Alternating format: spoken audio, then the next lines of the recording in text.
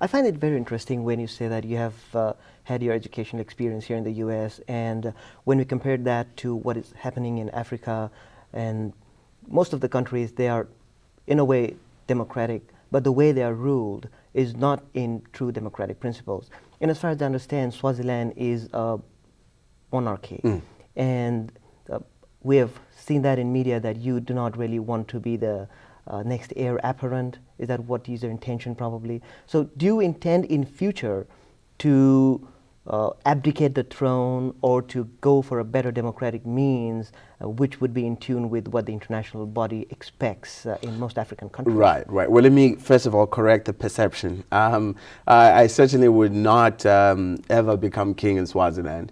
The way that the king is chosen in my country is that it is always the youngest in the family from the king's children that becomes the king. It's never the oldest, and it's an issue that's never discussed even whilst the king is actually still alive. So I couldn't even begin answering your question in a very practical sense.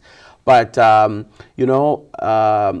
have a bright, a lot of hope for Swaziland, which is going through many challenges right now. And I think as more of us get educated and get exposed to the rest of the world, we're there just to support in the development process when we're called upon, to support. So it's just a privilege and honor to be in a country that, and in fact continent, which is, I'm sure you would know the statistics, that over 45% of Africa now is below the age of 30, so Africa is a very young continent.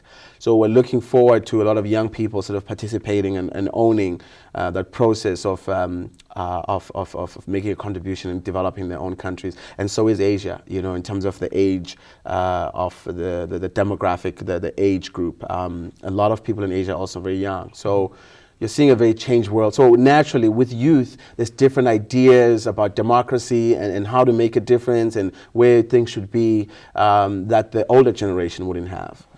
So in your campaign, would you also be looking at fighting the corruptions in your country or overall in Africa? And what would be your message into doing that when you talk about social entrepreneurship? Yeah, well, that's a very interesting question. When I was in Abu Dhabi at an educational conference last year, I had the opportunity to meet and to be present in a lecture that Mohammed Yanis, who is a famous founder of the Crimean Bank, he was doing a presentation on general on education, and the core of his message was that young people need to learn how to develop 50-year plans, and that young people should learn to think far beyond their 20s and 30s. Where do you want to be when you're 80 years old? Where do you want to be when when you're 60 years old?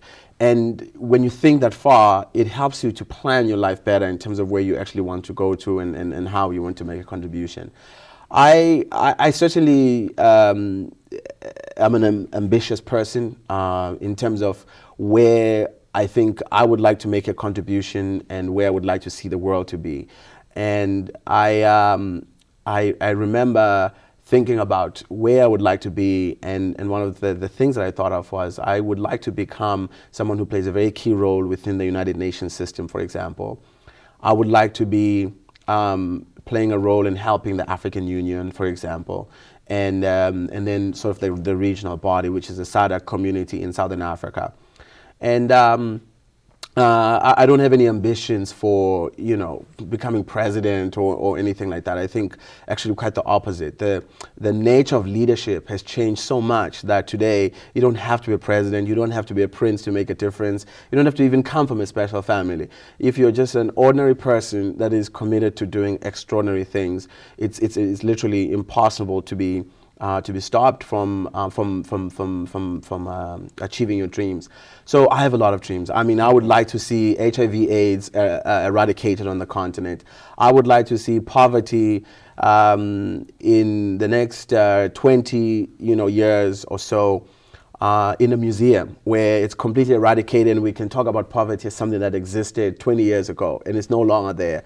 I would like to see women empowered and women having more opportunities. And I would like to see issues of education sorted out, child mortality, environmental issues. So these are a lot of issues that are enshrined, in the MDGs, and so I'm hoping that I can make a small contribution to that.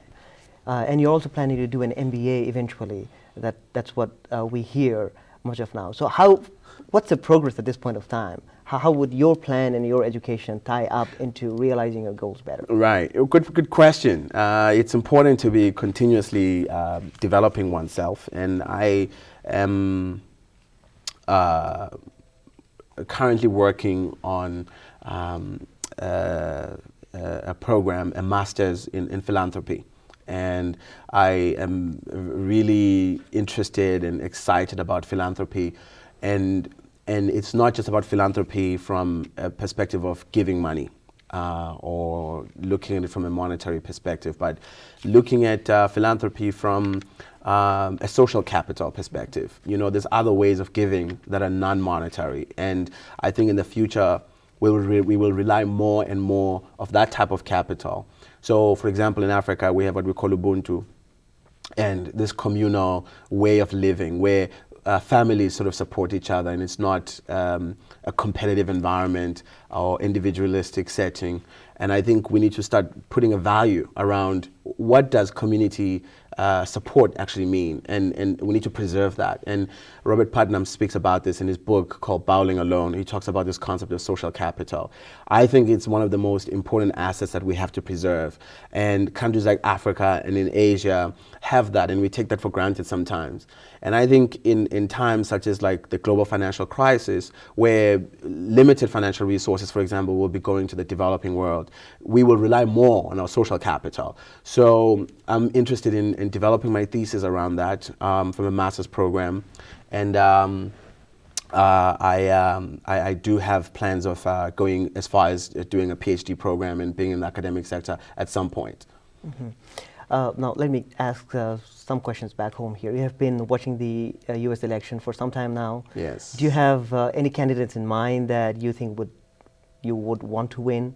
Well, that's a question I would never answer in front of the screen, because I'm a politician. I studied in political science and international relations. So you don't answer those questions until election day, which is less than 7 days away. I think both candidates are historic, whichever way it goes, and Barack Obama obviously is a huge hopeful, and he would be the first of his kind if he was to get elected. John McCain is equally an old, very respected military background, a person who I think also brings a level of his own credibility. So I'm less concerned about what happens domestically and who comes on board. What I'm more concerned about is what are they going to do for Africa? What are they going to do about the rest of the world? How are they going to restore the credibility that has been lost for the U.S. in the world? How are they going to rebuild the multilateral institutions like the UN? How are they going to reform the Bretton Woods institutions, the World Bank, the IMF? How are they going to be dealing with the war in Iraq and bringing back that credibility, that strong moral position that they had? That's what I'm concerned about. So whoever comes on board, that'll be the first few questions I would be asking myself. And you have been working toward now to increase the global fund to fight AIDS at this point of time. We saw that the fund has gone tremendously down. And will that be one of your proposals to the new presidents to help that in Africa? Yes, absolutely. We are hoping to get much more significant resources to fight HIV and AIDS, and this will be a certain priority in addition to others. Mm-hmm. Okay, thank you very much for this interview, and then you're welcome. Thank you so much. We wish you good luck in your project. Oh, thank you. Thank you so much, and all the best to you too. And thank you so much for interviewing me.